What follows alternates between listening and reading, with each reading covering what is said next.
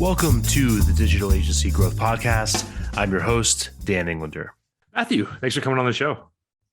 Hey, Dan, nice to be here. Thank you for having me. Yeah, likewise. So there's a lot of different jumping off points. I think the thing that I noticed in your background that's similar to mine is you studied history, and I'm a history major as well. You at Oxford, a little bit bigger of a deal. But I don't know. I feel like I'm really glad that I studied history. I think about history a lot. I tend to think historically, like in anything that I'm doing. So I just love to hear like how, if at all, does studying history affect you running a business these days? Well, yes, my tutor at Pembroke, David Eastwood, Dr. Eastwood, I asked him once what he'd learned from history, and he said, "Don't start a land war in Asia and don't invade Russia in the winter." Oh man, okay, that's not particularly helpful for running a marketing agency. I think the thing that I learned, Oxford has a peculiar way of teaching, or they did when I was there in the dark ages, where you write your essay and you read it to a tutor, to one of the fellows, and then you have a discussion about it. So there's several things going on there that I think are very much what I do today. One is kind of marshalling my arguments and doing my research and putting a case, then making the best sort of narrative for it to somebody who probably knows much more about the topic than I do. And most marketers go into a client, and the client is the expert in their business, and the marketer is trying to learn and trying to look credible and persuasive. And then there's this whole interactive defending your arguments, thinking on your feet, and in the best possible interpretation of the word creative BS, right? That I think that there's a bit of marketing that's about finding the right way to express something that you don't fully understand. Mm-hmm. Yes, maybe. I think I'm doing marketers a disservice there. I sometimes introduce myself by saying, I work in marketing, but don't tell my mother. She thinks I play the piano in a brothel. Yeah, that's great. And I mean, I think for me, the historical thing has been helpful in figuring out just like, okay, we seem to be fooling ourselves about how much everything has changed because of bells and whistles and shiny objects, when really we're dealing with the same underlying technology, the same human psychological element that doesn't change a ton. It changes a little over time, but not a whole lot. So that's kind of like been my people takeaway. Haven't changed much in the last 40,000 years, right? I mean, right. Basic psychology. Well, there's quite a lot to be learned from the past, from reading sympathetically, trying to understand people from the past with limited information, right? I mean, I don't know who said it, but the past is a different country. They do things differently there. You have to sort of go and empathetically understand why they did things.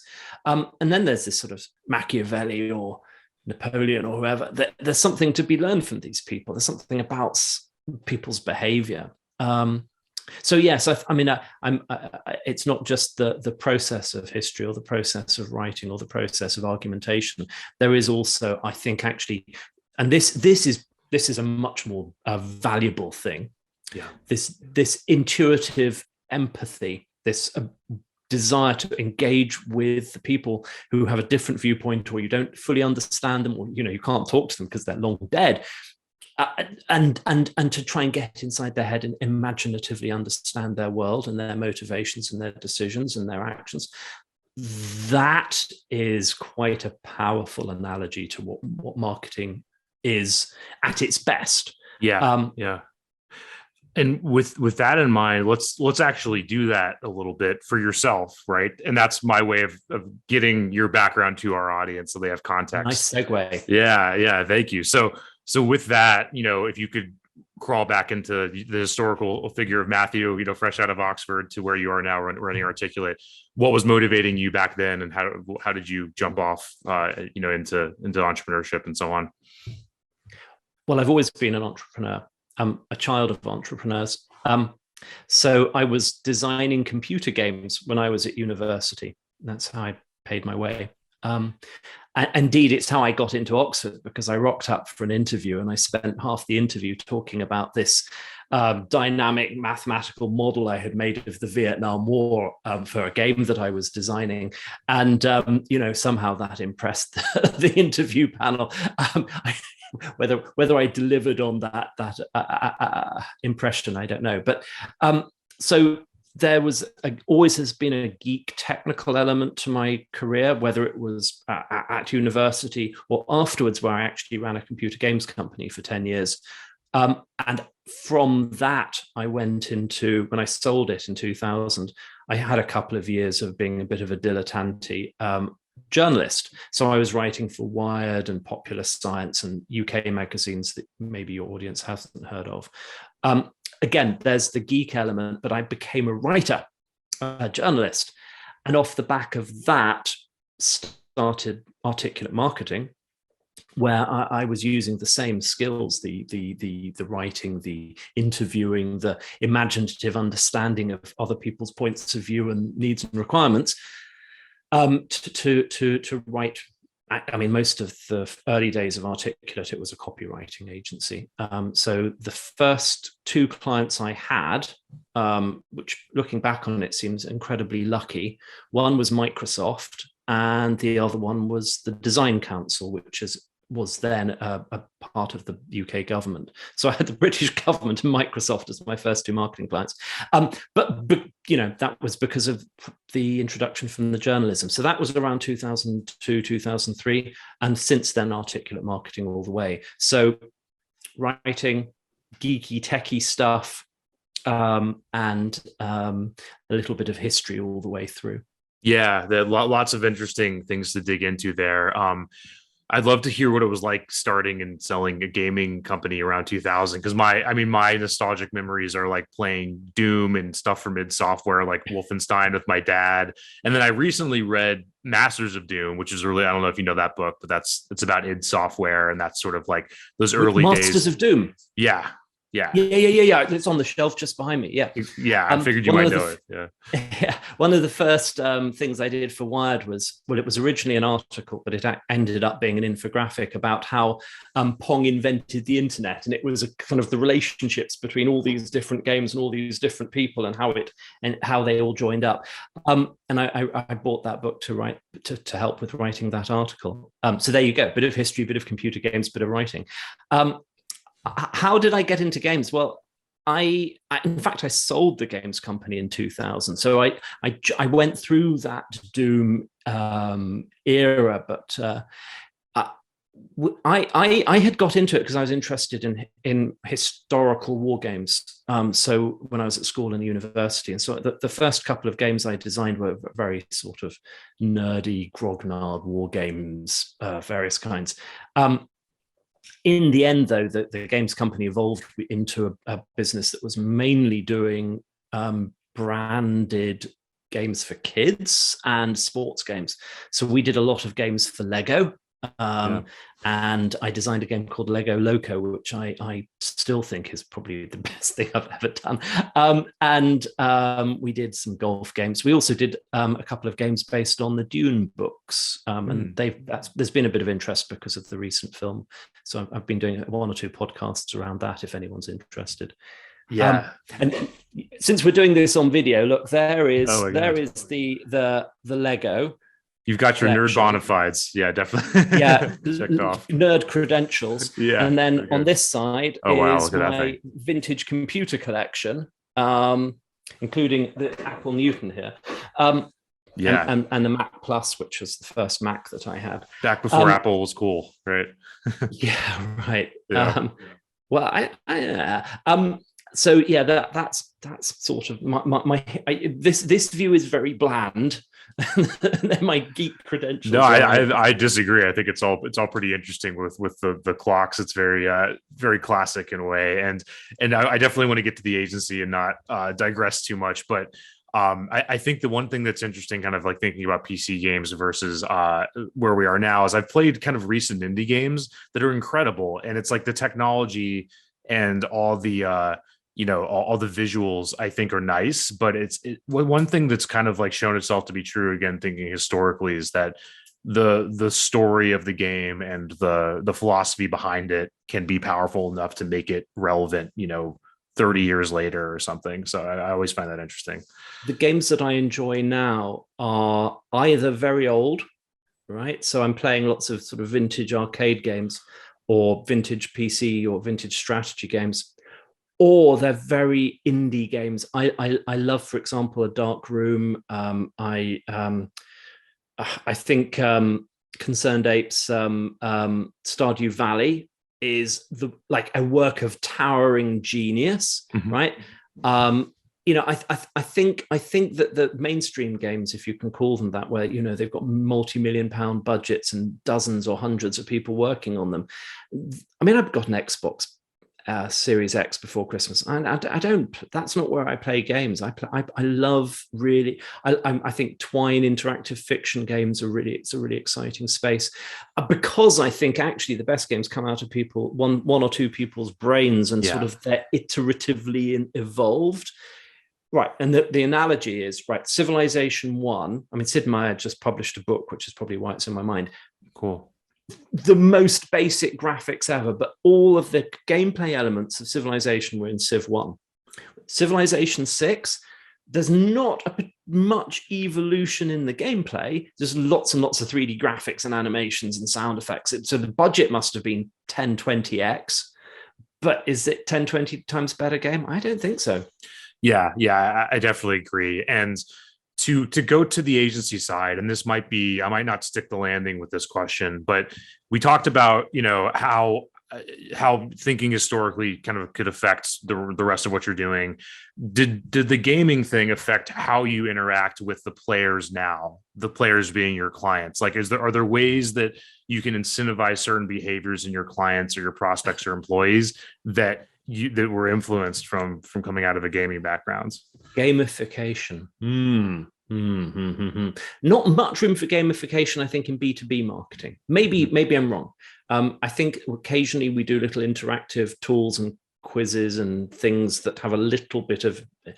I think actually the biggest crossover from the games days to the marketing days is something else. It's about the commercial relationships. So when Intelligent Games got quite big, I spent most of my time talking to lawyers, right? So we were negotiating with Sony, with Lego, with Hasbro, with Electronic Arts, book deals and things like that. They were quite complicated.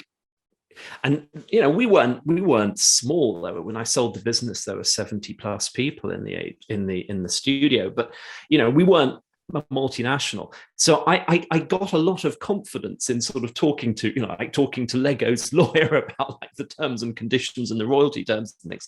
And I think that ability to, that confidence of having done that meant that I was very happy and felt very sort of unabashed talking to Microsoft about doing some work for them. It didn't feel different for me. It's just like, okay, Sony, Microsoft, same thing, right?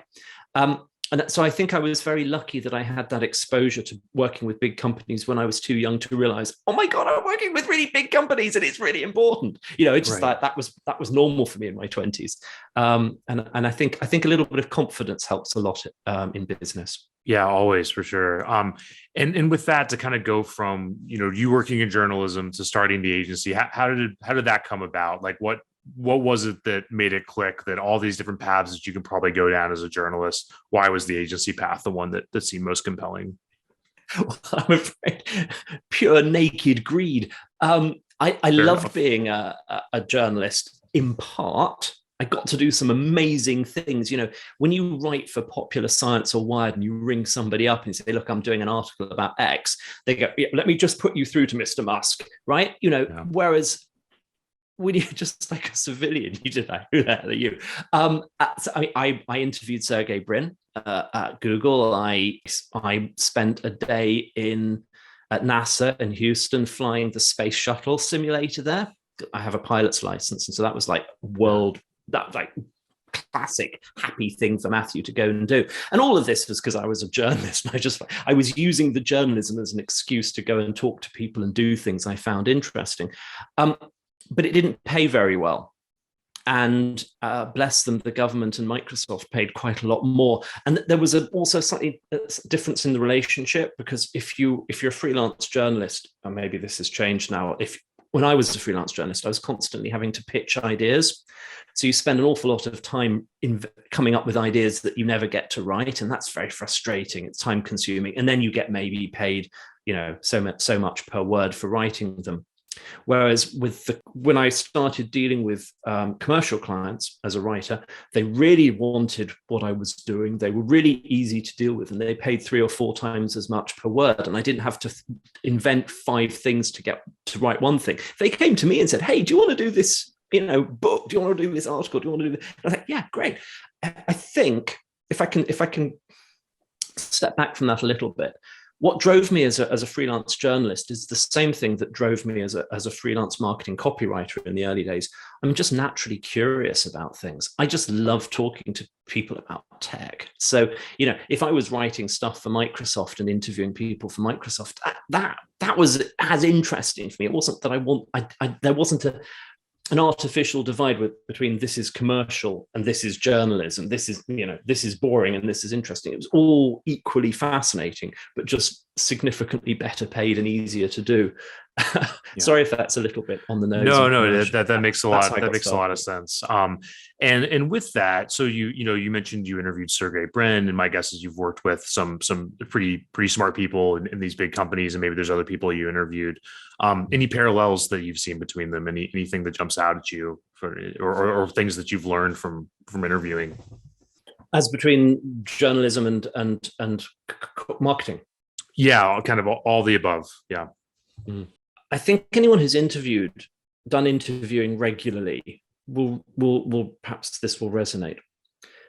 If somebody is genuinely an expert in their field, really genuinely clever and well versed in it, they have this amazing ability to communicate what they know in a way that the person who's listening understands. So to kind of calibrate and detune, filter the message correctly. It's a skill that marketers need, by the way. It's a skill that writers need. And conversely, I was it Hemingway who said every good writer needs an impeccable bullshit detector? People who bluster and use long words and complicate things, often they're doing that to disguise their own sort of inadequacies or the thing they don't know. So I've noticed that. And that's been true when I've been talking to, interviewing clients or doing case study interviews or, talking to people about technology. It's just such a delight to talk to somebody who knows what they're doing, what they're talking about. And I'll give you one example of this that is the epitome of what I'm talking about. So I used to write a blog for Forbes magazine about aviation and space because of being a pilot and being into space.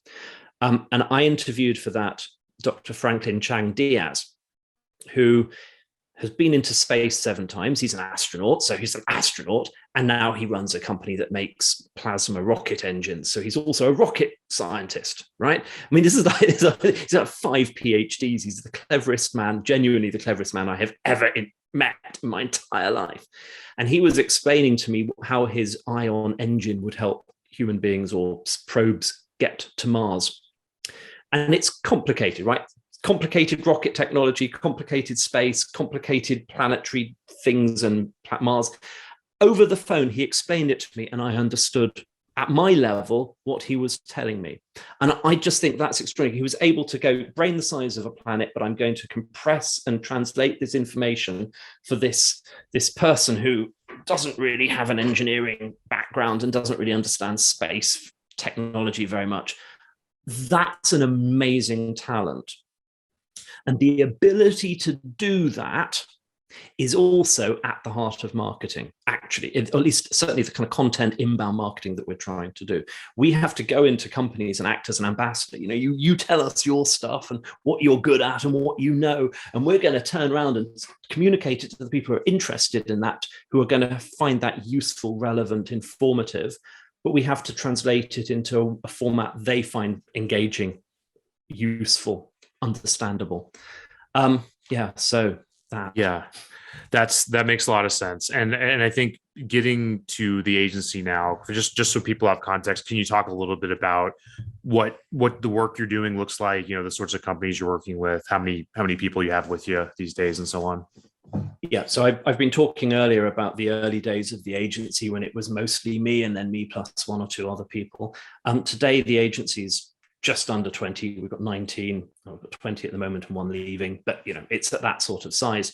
And we are mostly writers, some designers and website people. So we are HubSpot Diamond Partner. We help B2B technology companies, express themselves, find their difference engine, communicate what they're good at, thought leadership, and so on. We build websites and content to help with that storytelling, that messaging, that lead capture. So that's articulate marketing, and I'm sure that model of being a inbound content driven HubSpot agency is going to be familiar to a lot of people that are listening.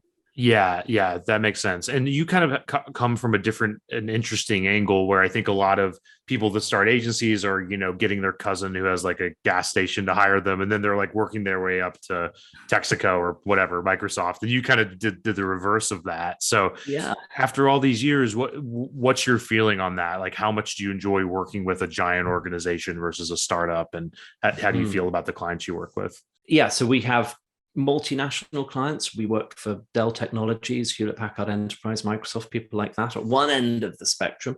And our smallest client is 3 people, which is kind of weird. Size isn't, we're never going to be a McCann Erickson or something. We're not trying to be, the agency of record for multinationals. So when you actually take that off the table, what seems to happen with the very large companies is we tend to be dealing with 1 or 2 people or a small department. In a weird way, we deal with the UK subsidiaries of large American corporations, where the relationship between Articulate and a 3-person startup, and the relationship between Articulate and a marketing team of 3 people that is selling, Azure to IT specialists or Microsoft Project, there's actually the same kind of thing. They're almost like a little tribe or a little village inside the big empire of Microsoft, and the relationship building work you have to do is very similar, although the Microsoft people tend to have deeper pockets. Yeah, exactly. So it's kind of a version of the same thing, but there's obviously different work and different undertaking that goes into winning the business and dealing with it and everything. Yeah. Well, winning the business with multinationals, in my experience, has always been a case of building a relationship with somebody, understanding that person's particular need. And it's, very often the case that agency of record X just doesn't really understand the thing I have to do. And I'm constantly sending their work back because it's not been well written. They don't really understand anything about it. It's been done by junior people. And I'd much rather work with Articulate because you've got clever people who do understand it, and you work in our niche and you get it. So I'd rather have a small agency who gets us than the most junior person in the local outfit of the multinational agency that is signed up at Redmond or, Palo Alto or whatever. Yeah. It's finding that relationship and that need, and then servicing it, and getting that champion to go to the purchasing team and say, just put these guys on the roster because they're the only people that can do this thing for me. That's how you get, because in big companies, purchasing departments typically are the barriers to entry. Oh, well, we do everything with big agency, so we don't need another copywriter, we don't need another small agency, and you've got to have somebody on the inside working the angle for you. Yeah, I think that'll be really useful to people, and I think part of that, what makes what you guys do special, and what makes this niche so interesting is that how opaque B2B technology is. We had a guest on the show, and I apologize to this guest because I forgot exactly who it was, but they said one of their interview questions for new marketers that they hire.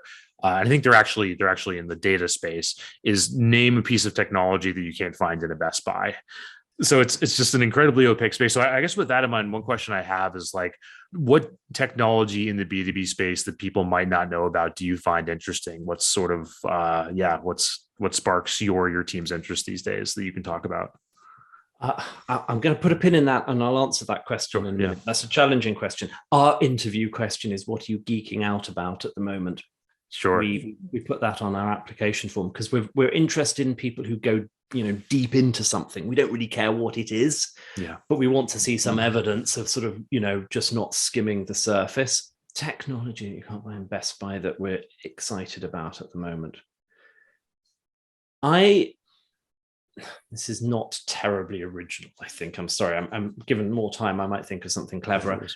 We are really, the thing that we are grappling with at the moment, and for the last year or so, is the interrelationship between how we manage our own internal projects and how we communicate project management to clients, right? Yeah. Because clients, if you throw Asana or we use ClickUp, but some big project management kind of tool, that's just going to melt most of our clients' minds. They haven't got the time. They're busy doing other things. It's not that they if they had to figure it out, they would. So how do you translate that? What information do they need out of project management? What do we need them to know, do, and act? So that's one thing. So in terms of the tools that we like, that I would mention, we're very interested in exploring the outer edges of ClickUp and what it can do. Yeah, and I'll come on to a related point about that in a second. But for the client-facing bit, we found that Notion is very good for clients. You can do, it doesn't put so much structure on how you present information, and we can build templates and extranets and portals for clients to communicate with them. And I think Notion is my absolute favorite bit of tech at the moment. The related thing about ClickUp is we don't use timesheets. So, and I think relatively unusual, I think sort of 70-80% of agencies in the UK do use timesheets and the rest do something else. So we have a points pricing model, and we have a points model for logging activity and kind of output from people in the agency. And there's lots of reasons for that, but we've been a remote working agency forever. So you can't watch people type. You can't see if they're in the office or not. You can't sort of measure the effort that they spend. Yeah. And I have a fairly passionate belief that timesheets are really just a grotesque lie and a con trick, right? I mean, yeah. I can't remember what I had for breakfast today. How am I going to remember how much time I spent yesterday working for client X or client Y? So timesheets not ideal. So we've been working really hard in ClickUp to figure out how to do points reporting, points planning, workload planning, and sprint planning. And that's an ongoing journey, but it's an interesting one. Yeah, that's really, really compelling. I mean, I think that, and the other problem with measuring time is like, how do you decide what is work and what is time spent? Like, we're not coal miners, we're all knowledge workers here. So, you and I are in CEO positions. If we're thinking about a hard business problem, over lunch or just sitting at the desk and then reading a book about something and then thinking about how that applies to your particular problem, that's the most compelling and useful work you could think of. But it doesn't fall into a timesheet situation. What does that mean? Yeah, right. So, I have all kinds of epiphanies when I'm having a shower or having a long bath. And I mean, I'm not going to log down 15 minutes epiphany in the shower. Right. And does that time reflect the value that I've delivered for having that idea? If I come up with the tagline for your website, for your business that encapsulates what you do perfectly, and it's just a work of, it's just spot on, and you use it, but it just popped into my head while I was having a shower. Are you paying for the 5 minutes of the shower, or are you paying for the 30 years of experience that allowed me to get there, or the 10 hours that I spent talking to you and your customers to learn what makes you tick? It's like the Picasso story, the Picasso at the cafe. You've heard that one? No. It might be apocryphal, but the story is Picasso was at a cafe scribbling some art on a napkin or something, had lunch with a friend. He gets up to leave. He's crumpling it up to throw it away. A woman near him knows it's Picasso and says, can I have what you drew? And Picasso says, sure, it'll be, I don't know how much, but he's like, it'll be $50,000 if you want this. He's like, and she's like, but that just took you, 5 minminutes over lunch. And he said, no, this took me 50 years. Yeah. So it's that idea. I had a similar story, actually. If I remember rightly, Nicholas Negroponte, who was who used to write a column on Wired, and he used to run the MIT Media Lab, had his laptop stolen, and the insurance people said, well, how much was it worth? He said about £3 million, or $3 million, because it had all his articles and his thoughts and stuff. And obviously he had it backed up. But, the physical value of that laptop was $1,000, but the material in it was something very, very different. Yeah. And I often find that when you're able to get that different perspective on something, where's the value in a doodle by Picasso? It's the lifetime of experience that got there. It's also the fact that it's got his name on it, and therefore they can take it and sell it. It's worth nothing to him, but it's worth something to you, right? And when you're doing, in an agency situation where there's knowledge, know-how, experience, skill, kind of just like knowing what not to do, like don't do that because it doesn't work and it's stupid, right? How do you value that in terms of hours? By analogy, a pal of mine is a Queen's Counsel, is a very senior barrister lawyer in the UK, and he advises, if you want to get planning permission in the UK to build a nuclear power station or a shopping mall or something, you probably rock up and spend a couple of hours with Tim, and he'll tell you, if you want to do this and apply like this and do that. Now, that couple of hours of just expert advice might be worth millions of pounds to you. Yeah. Because if you get it wrong, you don't get permission to do the thing you want. That's just a big thing. And he charges by the hour. I mean, he charges a lot by the hour, but he charges by the hour. And I often think, he would be much better off charging some sort of value related fee. So this is sort of slightly one of the reasons also why we don't do timesheets is you as a client don't really care how long it took us to do. You as a client care about the value it creates for you, the amount of effort it takes you to review and approve it, the quality. And in a way, the moment you take out the time factor, our interests are very much aligned. It's in my interest to get the work done by my team right first time, doesn't need a lot of editing, client's happy with it, goes out and does the business in terms of, for example, getting SEO traffic or conversions. Right. Yeah. Those are all things, because that's what I get. If I don't do those things, I'm not getting paid by you. Whereas if I'm just charging you by the hour, I'll put a junior person on it. Yeah, it takes them 20 hours to do it. The longer it takes them, the more work it creates, the more rounds of revision, the more feedback. Great. I'm just making more money out of that. And so our interests as client and agency are completely disaligned at that point, because you want to get the thing done and get value out of it. And I just want you to keep giving the hourly rates. Yeah, it's interesting. And I think like as you keep going down that road towards aligning interests, then you're just getting to this point where everyone's just kind of intertwined and everybody has equity in everyone else, which is I think a model that you tend to see more and more with agencies. One question that I'd love to know is just kind of just the blocking and tackling of building the agency. I guess that's not a good metaphor for somebody that's not into American football, or somebody in the UK. But I understood vaguely. It's a sports. You've dealt with enough Americans at this point, probably. So with that, what have you done to grow the agency from going from you as the journalist, the sole person, to 20 people? What did that look like? What were some of those channels you've used to grow it? Well, we've eaten our own dog food in terms of inbound marketing. We grew the audience of the website and the traffic and the conversion. So more than half of our business comes inbound.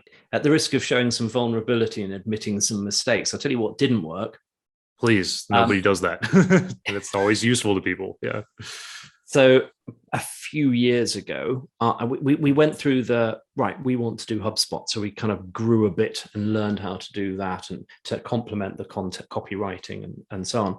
And we thought we would take the next step on from copywriting and HubSpot to let's do social media, video production, PPC, website development, graphic design. Let's be a, quotes, full service marketing agency. Big mistake. And I should have remembered the advice of my editor at Wired.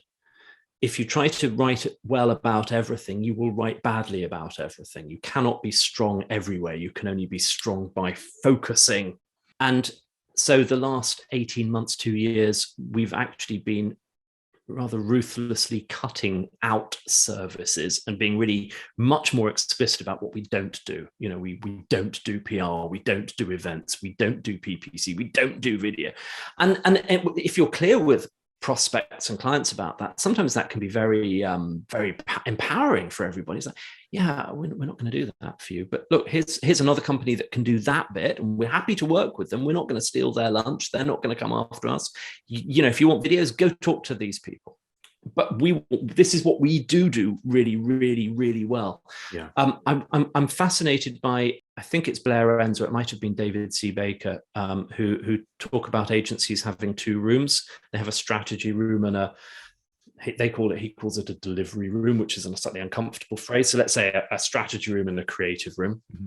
Where people come into the agency, where they circulate around the agency, where they leave the agency, that's really, really interesting. And I think Articulate's an agency now has 3 rooms and 3 doors.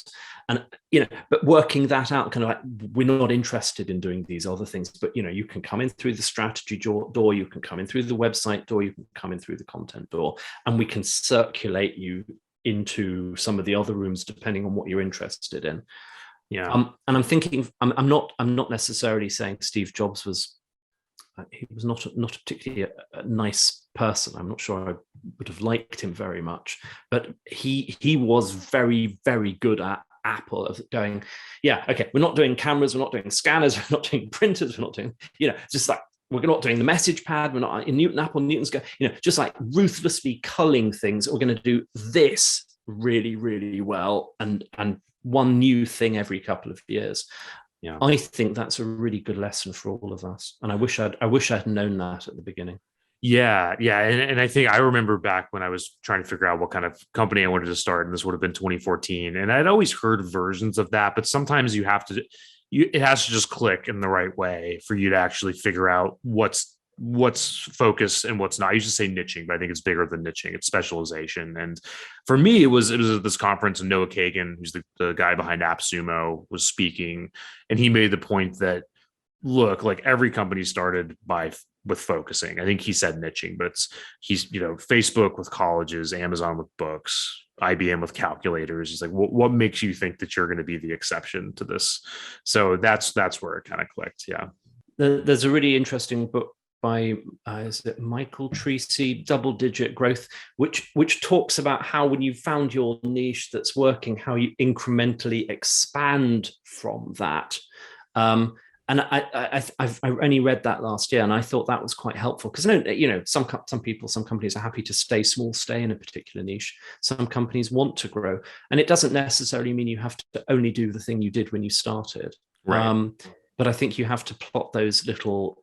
The other thing I would recommend to Sonia Marciano has a video on Vimeo, and it's something about strategy and value. But if you look up Sonia Marciano on Vimeo.com, you'll probably find it.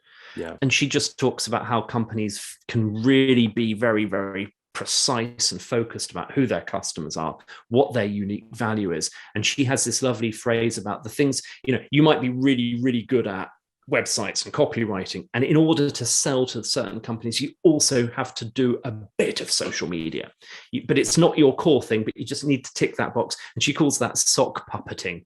So that there's not only kind of how you incrementally grow and evolve, but also kind of what is genuinely differentiating, and what is something you just have to have in order to not be rejected, but it's not the thing you build your life on.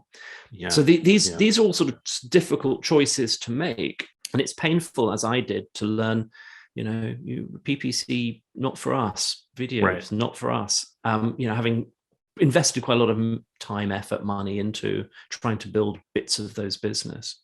Yeah, that's really interesting. We'll try to track that down and get it linked up. And the way I've always thought about it is that anybody that's kind of expanded successfully, they're just doing these little jumps and not these giant leaps. And I really like that concept where a lot of the stuff is window dressing, or table stakes. Like, you need to have a business card, but it's not the thing that's going to make or break your business unless you don't have the business card at all, right? So, when was the last time you gave anyone a business card, by the way? It's been a long time, especially given the last couple of years. I guess it was the conference this summer. Yeah, it's probably the last time. I'm really interested to know what the new. I mean, is it a LinkedIn handshake? I don't know. Something there's something missing in the world of business that needs to replace the "here's my card" moment. Yeah, I'm not sure what the new ritual should be, but all I know is, like, you better have a few, because there could be that situation where you get somebody that's older school and it could be an opportunity. And if you don't have it, then that's the problem, right? So that's table stakes, I guess, something like that. To shift gears a little bit, one thing that's really interesting about your agency is that you're B Corp. Can you talk a little bit about what a B Corp is, and kind of for those that don't know? I know from a very high, vague level, and why you've gone in that direction and kind of what it's meant for the agency. So to be a B Corp is to sign up to the idea that business can be a force for good. So you are trying to run the business in it's not only in an ethical way, but actually to be a benefit. And the B in B Corp stands for benefit, to be a benefit to society, a benefit to the planet, a benefit to the stakeholders. I mean, employees being the primary stakeholder. It doesn't mean, and I really want to emphasize this, that you have to be a charity. It's a business, it's a corporation. You are there to make money. Now, some B Corps are more purpose-driven than others. Articulate is very much, we're a profit-driven business. I have a CFO who, cracks the whip, right? I know what margins we're trying to aim for. I know what our growth rate needs to be. We're in business. But the B Corp framework, and there's an assessment you can do online for free to test where you are today. It gives you a framework for looking at your environmental impact. It gives you a framework for looking at your stakeholders and community impact, a framework for looking at how you work with your stakeholders, your employees. And it is when you become a B Corp, you complete that assessment and you are objectively audited by B Corp against that standard, and you are given a score. So it's not just greenwashing. It's not just like, yeah, we're really nice. We're nice people. We're good to our employees. We hug panda bears. To become a B Corp, you have to be audited. So it's also has the benefit, the value of being able to say to your clients and your prospective employees, this is what we stand for. This is what we do. We actually have we've been tested and measured against this standard. And so I on a very trivial level, we have been signed up by multinational clients, and they send this big, they've got their corporate social responsibility agenda. So they send a CSR survey, and we just go right at the top, we're a B Corp. Look at our thing. Done, right? Because we're going to be probably at a higher standard than any of their suppliers, or indeed most multinationals. Right. So that it has an immediate benefit of being able to tick the supply chain box. Second thing, we've had a few clients who are also B Corps, and one of the things that you're trying to do as a B Corp is manage your supply chain ethically. So they want a marketing agency that's a B Corp. We had one particular example a couple of years ago where they wanted to onboard with HubSpot. They wanted to onboard with a marketing agency that was a B Corp. We were the only HubSpot agency that was a B Corp. They had to use us, and bless them, it was a nice deal for us. Not many deals are like that, but it's a plus point. We certainly have clients where they are aspiring to be B Corps, or they want to be, they also want to be a force for good in their world. And so it's a little bit of a plus, a differentiator for us. The third benefit is when you're hiring people want to work. The people I want to employ want to work in a company that has principles. Right? They want to work in a company that, actually does what it says it does. And so B Corp is one way of communicating that very clearly to people. We have others. There's a UK scheme called Investors in People, and we're a certified Investors in People company. So we meet certain HR standards, and we're audited for that. We're also a living wage employer. There's a living wage foundation in the UK. So we sign up to that standard. So there's no unpaid interns at Articulate, and everyone gets paid at least a living wage, but actually everyone's above that rate at Articulate, and a few other things. So these external objective measures of how you treat people, how you treat the environment, how you work with communities, I think they're very powerful for differentiation. They're very powerful for recruitment. And I wouldn't want to work at a company that wasn't a B Corp. So it sort of reflects my intention, my values as well.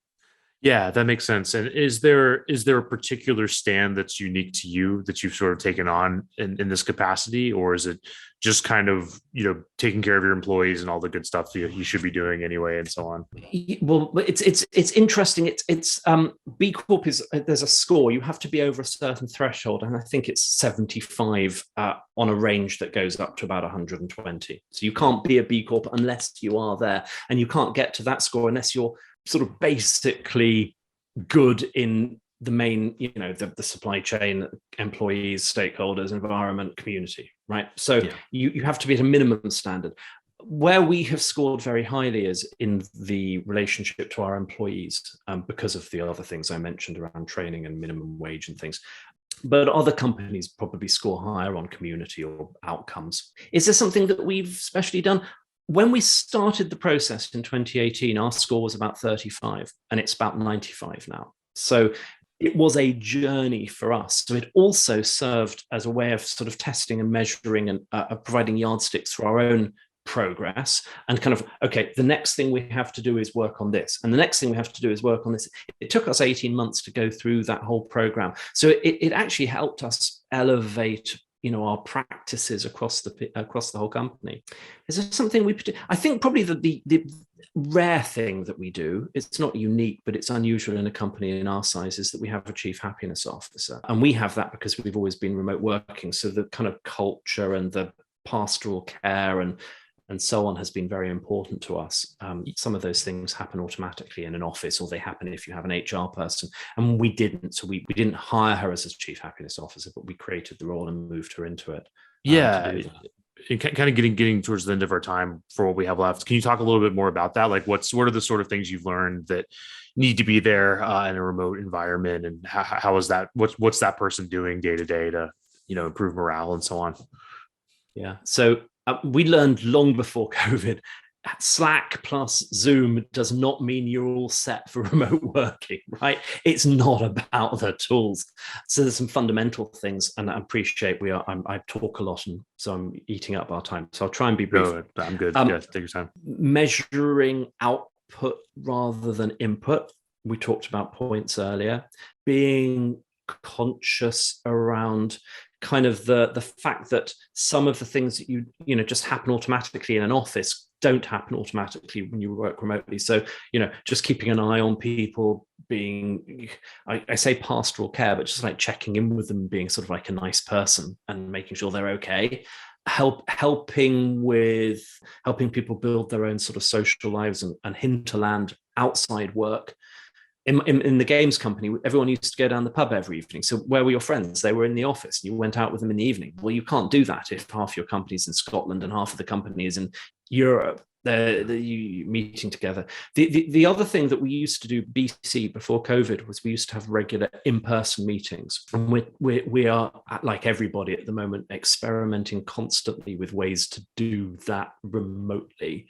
But we probably will restart that in April or May. So that, and I would make a final point on this remote working thing. It costs us more money to be remote working than we would pay if we had an office. Yeah. So it isn't about saving money. And I think a lot of people are I've just come off another call with a client. A lot of people are getting about this, very excited. Okay, remote working means we can, get rid of half our office space and save all this money.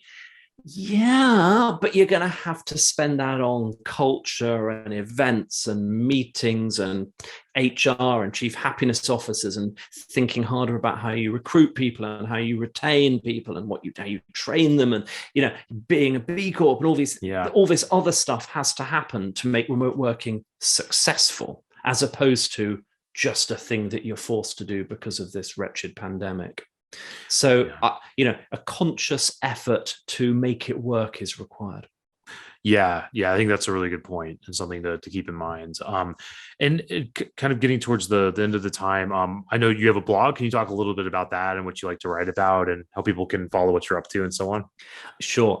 So there are two.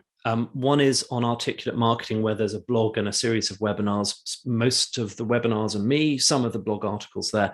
So there's a lot of stuff there about marketing. But my blog, my personal blog, where I talk about how I think about leadership and management and geeky stuff about Lego is on geekboss.com. So if people have heard any of the things I've been talking about, I talk more about them on geekboss.com. It's a great name. I can't believe you got the domain. That's awesome.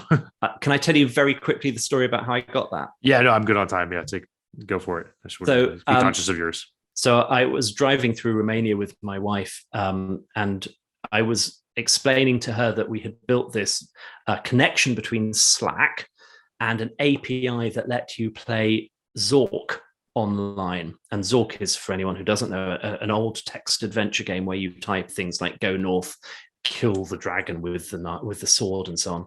And so me and my colleagues were playing Zork in Slack, and I was explaining all this to my wife, who is not really interested in games, not really interested in tech.